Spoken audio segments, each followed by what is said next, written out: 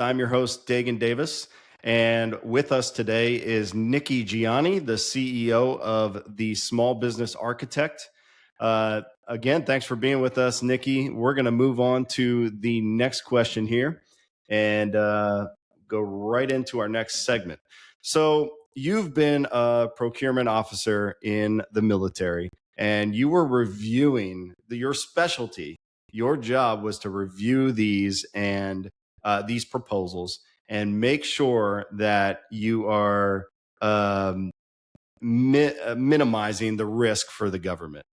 And so, what I would like to understand is, we've been talking about a lot of this evaluation of these proposals. Uh, could you explain what that actually means? What is your process going through these, reviewing the proposals so that people can kind of put their mindset of creating a proposal Mhm. into how you were reviewing them so that they can prepare them correctly for you? Okay. Yeah, great. So, well, first the team gets together. Usually it's a team of people, the technical side of the house, and then contracting, legal, finance, potentially, the source selection decision authority, and that could be the contracting officer. That might be the requiring activity, depending on the amount of money that it is. But we all get together for months and months and months beforehand and prepare this for the public to bid on.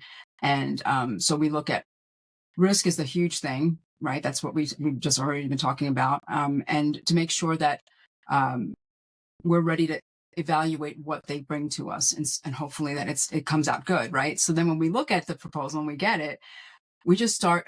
Initially, the contracting people are only looking at it, and we look at both the volume, the cost volume, and the technical volume, and the past performance volume, right? So and we look at the whole thing. We make sure that it's all the administrative things are checked off, like they've submitted their reps and certs, and they met the deadline, and they have the right size font and the right number of pages, right? Because that kind of thing will throw you out right away. If you have 13 or 11 size font when it's supposed to be 12, you're done, right? Because it's kind of like an unfair advantage because you have more space. I know that sounds petty, but there's got to be some kind of parameters, right? So we look through that whole thing. We keep the cost volume to the side, right? And we look at that, but then we give the technical volume to the technical team to review. And then they look at sections L and M, which is the instructions to offers, and then the evaluation factors, and they bump it up against each proposal. And so they go through each proposal and those factors, and they evaluate that piece. The contracting officer really doesn't do that. They do the technical, the cost stuff, and then the administrative stuff. But we have a say. We help them along with the technical stuff. We don't necessarily have a vote on that piece, but on the overall requirement.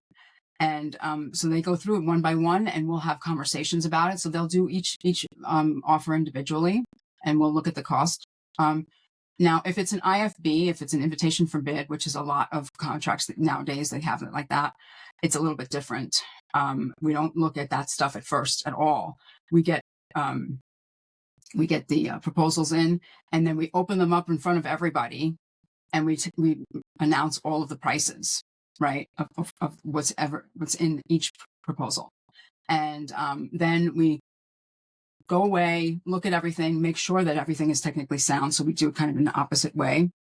And then we announce who's the winner by determining who is the lowest price technically acceptable, which is kind of that invitation for bid concept. So, but if it's a best value, we do it the way I started originally. Sorry if that sounds confusing.